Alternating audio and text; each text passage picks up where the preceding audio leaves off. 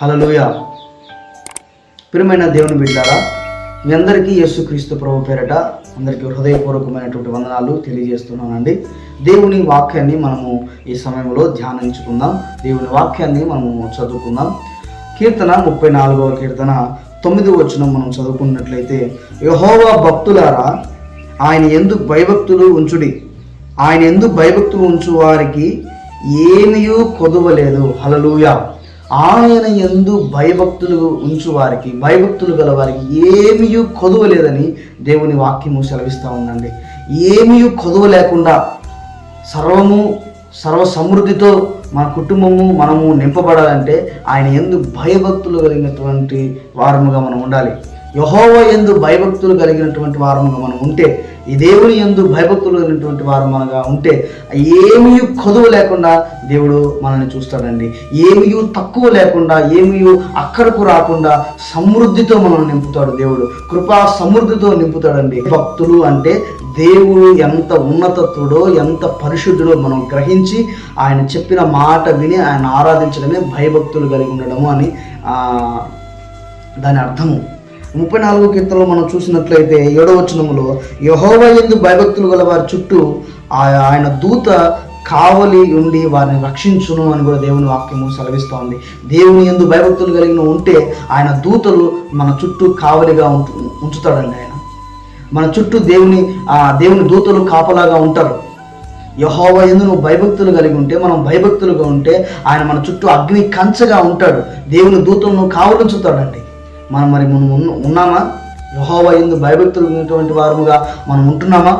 ప్రేమైన దేవుని బిడ్డలారా, వాక్యం సెలవిస్తుంది, ఏమీ కొదువ కాదు, ఏమీ కొదువ కాదండి. సింహపు పిల్లలకు కొదువై ఉండొచ్చేమో కానీ, లేమి కలుగుతుందేమో కానీ, సింహము అంటే అడవికి రాజుగా మనము అభివర్ణిస్తాం. దానికైనా కొదువ ఉంటుందేమో కానీ, ఒక మాటలో చెప్పండి, ఈ వాక్య అర్థం ఏంటంటే, రాజుకైనా కొదువ అవుతుందేమో కానీ, రాజు పిల్లలకు కొదువుగా ఉంటుందేమో కానీ, కొన్ని అవసరతలు తీరవేమో కానీ, యెహోవా యందు భయభక్తులు కలిగినటువంటి వారికి, వారి కుటుంబాలకు దేవుడు సమృద్ధి అయినటువంటి మేలుతో నింపుతున్నాడు. ఏమీ కొదువ లేకుండా, ఏమీ తక్కువ లేకుండా దేవుడు చూస్తాడని దేవుని వాక్యం సెలవిస్తూ ఉంది. ఉదాహరణకు మనం చూసినట్లయితే, అబ్రహాం జీవితాన్ని మనం గమనించినట్లయితే, ముగ్గురుగా బయలుదేరారు. దేవుని యందు భయభక్తులు కలిగి దేవుని మాటకు లోబడి విని విధేయత కలిగినటువంటి వాడు బయలుదేరాడు. కొన్ని లక్షల మందికి అనేక జనమగునట్లుగా దేవుడు అతన్ని దీవించాడండి. దేవుడు చేసిన వాగ్దాన రీతిగా అతన్ని అనేక జనమగునట్లుగా దేవుడు అతన్ని దీవించి, మనము యెహోవా యందు భయభక్తులు కలిగి ఉంటున్నామా? దేవుని యందు భయభక్తులు కలిగి ఉంటున్నామా? దేవుని మాటలు యందు మనం భయభక్తులు కలిగి ఉంటున్నామా? ఆయన చెప్పిన మాటలు మనం వింటున్నామా? లోబడుతున్నామా? అనుసరిస్తున్నామా?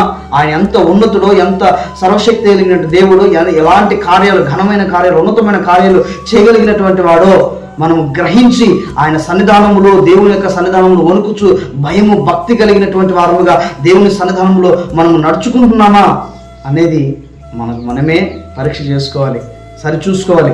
దేవుని వాక్యం అంటుంది, ఆయన యందు భయభక్తులు కలిగిన వారికి ఏమీ కొదువ కాదు.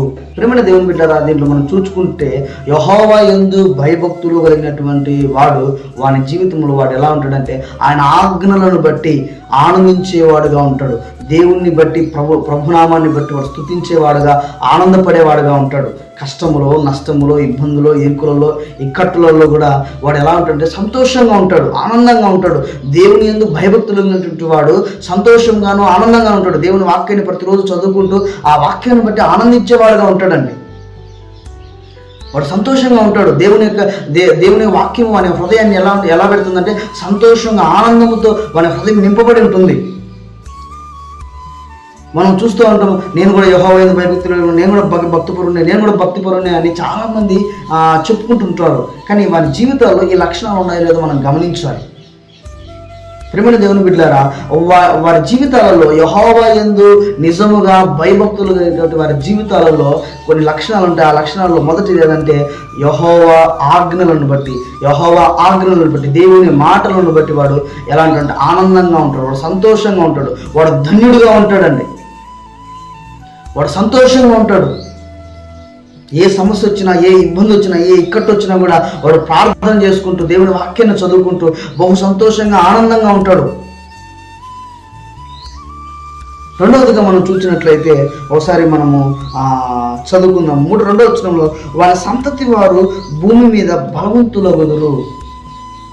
2వ పాయింట్గా మనం చూస్తే వాళ్ళు బలవంతంగా ఉంటారు, అంటే శక్తివంతులుగా ఉంటారు, స్థిరత్వం కలిగినటువంటి వారుగా ఉంటారు.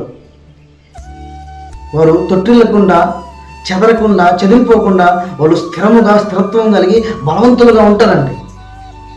యెహోవా యందు భయభక్తులు ఉన్నటువంటి వారు బలవంతులుగా ఉంటారు. ఏదో చిన్న ఇబ్బంది వచ్చింది, చిన్న సమస్య వచ్చింది, ఏదో చిన్న కష్టం వచ్చిందని వాళ్ళు విశ్వాసంలో చెదిరిపోరు.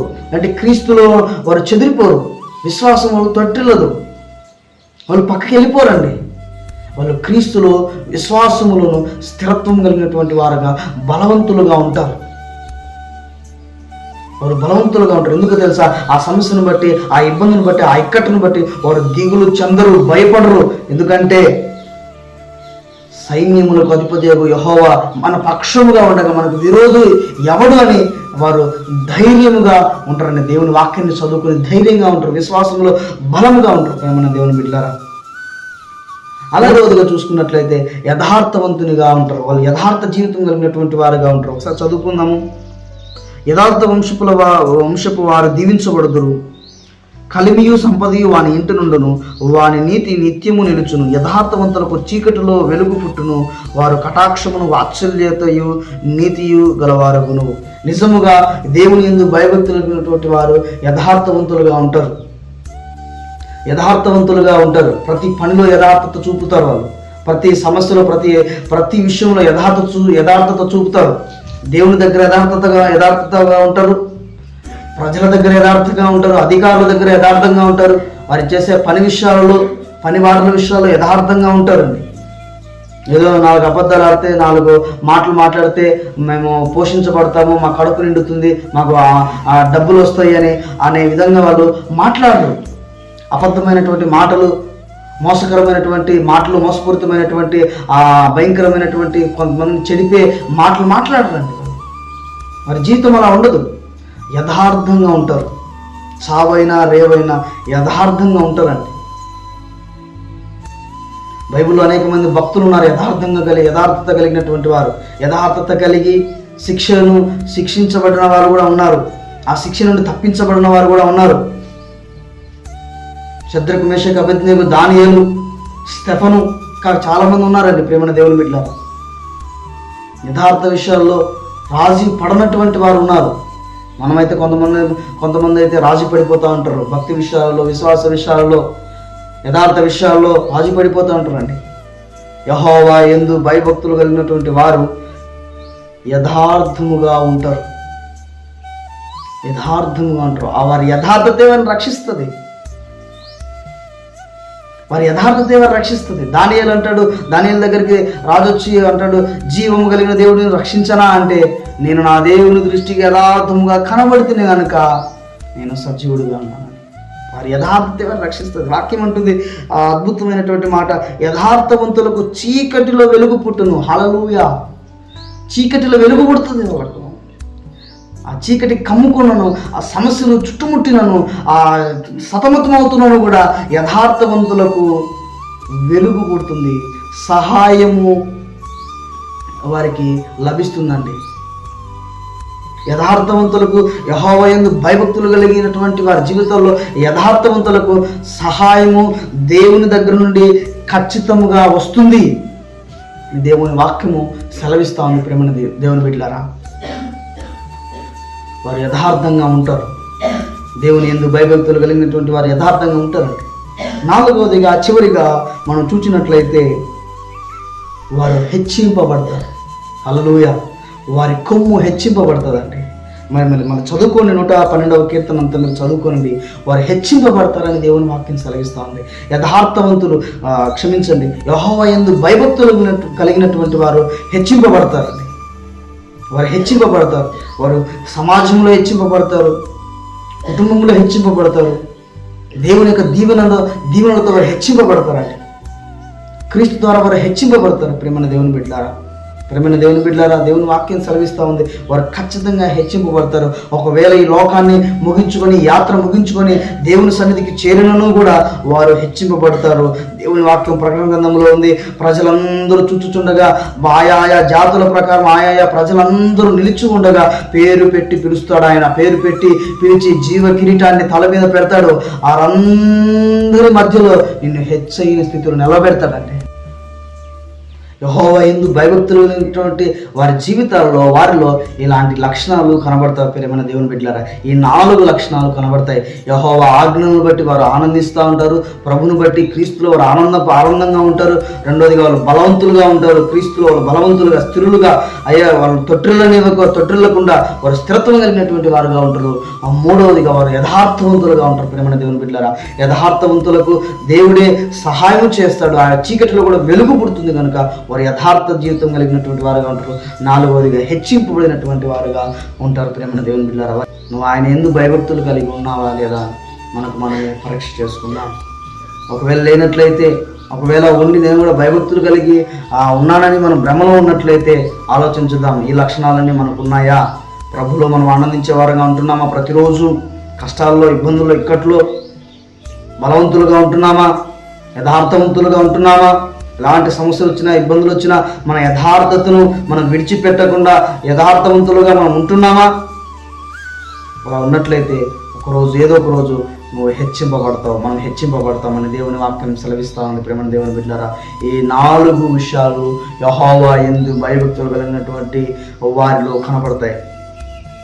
అవి ఉన్నాయో లేవో మనమే సరిచూసుకొని అటువంటి కృపను మనం పొందుకుందాం. అలా జీవించుదాం. దేవుని యొక్క దీవెనలు, ఆశీర్వాదాలు పొందుకుందాం. Thank you. మహోన్నతుడా, జీవం కలిగిన మా యేసయ్య, నీకు వందనాలు, స్తోత్రాలు చెల్లించుకున్నాం. అయ్యా, నీ మాటలు విన్నటువంటి నీ బిడ్డలందరినీ మీరు దీవించండి, ఆశీర్వదించండి, నీ కృపను అనుగ్రహించండి. ఈ మాటల ప్రకారముగా మేమందరము ప్రభు నడుచుకోవటానికి సహాయం చేయమని అడుగుతూ కృప చూపించమని, దైవ దీవెనలు, ఆశీర్వాదాలు ప్రభు మేము పొందుకొని నీ కొరకై మేము సాక్షిగా బ్రతకటానికి సహాయం చేయమని యేసయ్య నామములో అడుగుచున్నాము తండ్రి. ఆమేన్.